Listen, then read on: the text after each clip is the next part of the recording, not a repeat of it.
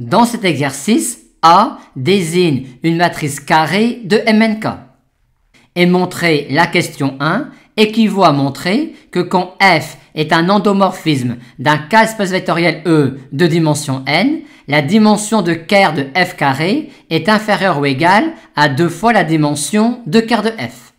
Et au lieu de lier dim de ker de F carré et dim de ker de F, on va lier rang de F carré et rang de F, et pour cela, on va appliquer le théorème du rang à F restreint à im de F. En effet, l'image de cette application linéaire-là étant im de F carré et son noyau ker de F inter im de F, on a alors, en vertu du théorème du rang, cette égalité-là sur les dimensions.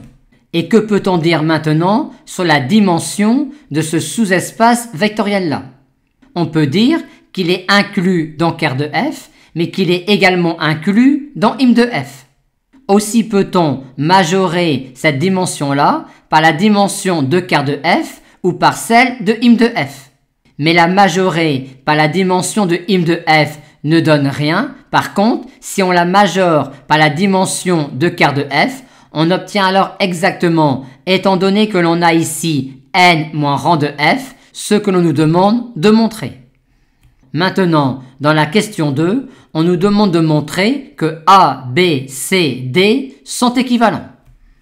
Vu ce que l'on vient de faire, il y a égalité ici, si et seulement si, il y a égalité ici, c'est-à-dire encore, si et seulement si cette quantité-là est égale à celle-là. Or, vu que l'on a toujours ker de F inter im de F inclus dans ker de F, ces deux sous-espaces vectoriels-là ont même dimension, si et seulement si, ils sont égaux. Et ker F est égal à ker F inter im de F, si et seulement si, ker F est inclus dans im de F. On a donc montré que A est équivalent à B. Maintenant, pour le petit c, commençons par regarder F de ker F carré.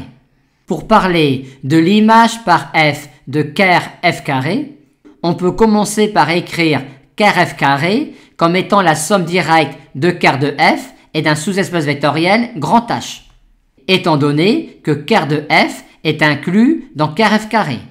On a alors tout de suite que F de ker F carré est égal à F de H. Notons tout de suite que H étant en somme directe avec ker de F, la restriction de F à H est injective et par conséquent, F induit un isomorphisme de H sur F de H. Par conséquent, F de H a même dimension que H. Et de plus, comme H est inclus dans ker F carré, F de H est inclus dans ker de F. Et ce que l'on vient de dire est valide quel que soit l'endomorphisme F considéré. Aussi a-t-on cela si et seulement si F de H est égal à ker F, c'est-à-dire encore, vu que l'on a toujours une inclusion, si et seulement si ker F et F de H ont même dimension. C'est-à-dire encore, si et seulement si H et ker de F ont même dimension, vu que l'on a dit précédemment que F de H avait même dimension que H.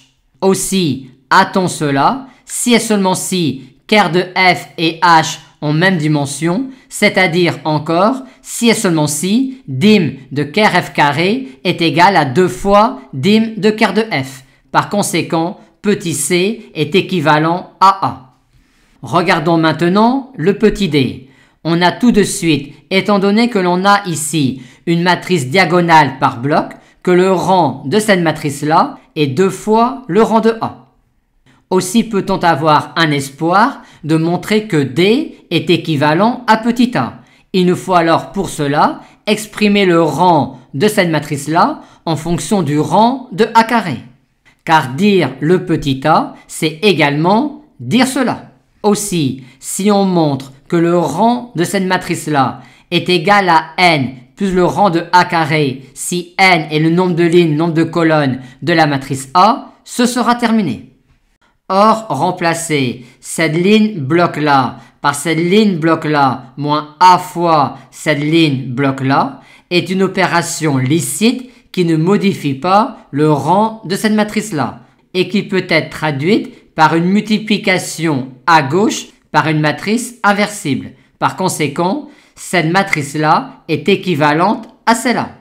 Et maintenant, on peut remplacer cette colonne bloc-là par cette colonne bloc-là moins cette colonne bloc-là fois A, étant donné que cette opération-là revient à multiplier cette matrice-là à droite par une matrice carrée inversible. Par conséquent, cette matrice-là est également équivalente à celle-là. Et en permutant maintenant cette ligne bloc-là et cette ligne bloc-là, ce qui revient à multiplier cette matrice-là à gauche par une matrice inversible, on obtient que cette matrice-là est équivalente à cette matrice-là. Par conséquent, le rang de cette matrice-là est le rang de A carré plus le rang de I, à savoir n. Aussi, le D est-il équivalent au petit a. Et on a donc montré que A, B, C et D sont des propositions équivalentes.